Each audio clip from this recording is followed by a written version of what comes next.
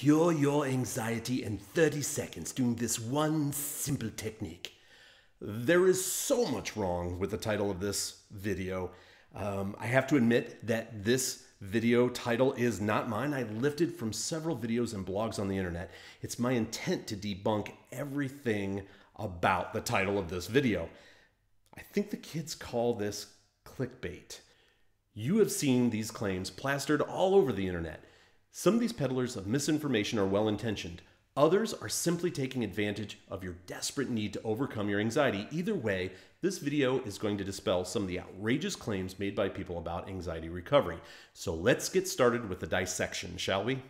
Myth number one, cure your anxiety. The only way that I'm aware of that you can cure your anxiety is to crack open your skull and destroy your amygdala, the structure that perceives threat information and triggers your fight or flight system. And I'm not even sure that that would work. I'm certain there would be some unintended consequences.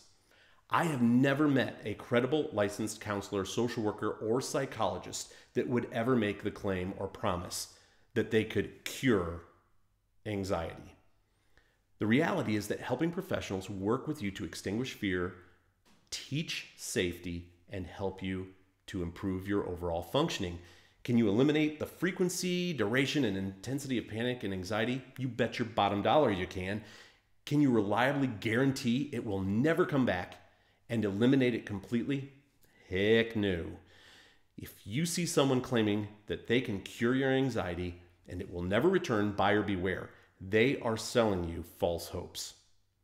Myth number two, anxiety can be cured in 30 seconds. This one cracks me up. Here's what we know about fear acquisition from the research.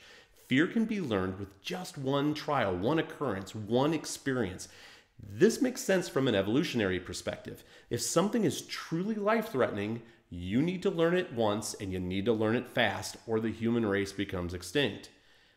Something else we know about fear acquisition is that fear learning, it generalizes. That means that you respond the same way to different but similar stimuli. For instance, if you had a frightening experience with a dog, you might respond with fear not only to that dog that originally caused the fear, but to all dogs. Something else we know about fear acquisition is how fear is extinguished. Extinguishing fear or learning safety takes many trials, and it does not generalize. So if you want to overcome fear or panic, you need to have consistent exposure trials over time, and you must practice it in different settings. So let me give you an example. Suppose you are afraid of riding in elevators. You need to practice riding in an elevator over and over again, and it's not good enough to just ride one elevator. Instead, you need to go all over town and practice riding elevators to make sure that the learning generalizes. Research by Eifert and Forsyth suggests that tolerating fear and anxiety may be more of a critical learning experience. So the goal of treatment is to stay exposed to the thing that causes fear and anxiety long enough for you to learn that you are actually safe.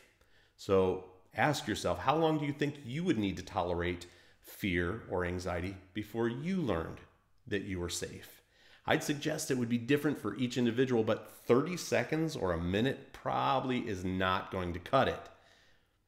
Myth number three, one simple technique. I've seen techniques that range from breathing, tapping under your eye socket, sucking on mint leaves. Truth be told, if any of these half-baked ideas worked, I gladly do them and I teach them to my clients. But here's the dirty little secret. Exposure and response prevention for fear-related issues is the gold standard. While there are procedural variations depending on the anxiety issue you have, exposure is the active ingredient that produces results. In its most simple form, exposure and response prevention works like this. Expose yourself to the thing that causes your fear, discomfort, that anxiety. Eliminate your safety-seeking behaviors and practice it over and over again. Record your peak anxiety level and ask yourself, what did I learn from this experience? What you will often find is that whatever catastrophic thing you thought would happen, while possible, it wasn't probable. And if the catastrophic event does happen, you may just learn that you can handle it.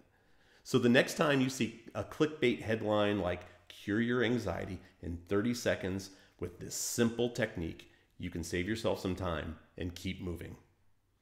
Now, it's my best hope that you found value in this video, and if you did, please subscribe and hit the thumbs up. If you didn't find value, I suggest that maybe you send this video to someone you want to annoy. I'm Bill Lemmerheiser from anxietyrecoverycoach.com. Until next time, have a super fantastic day.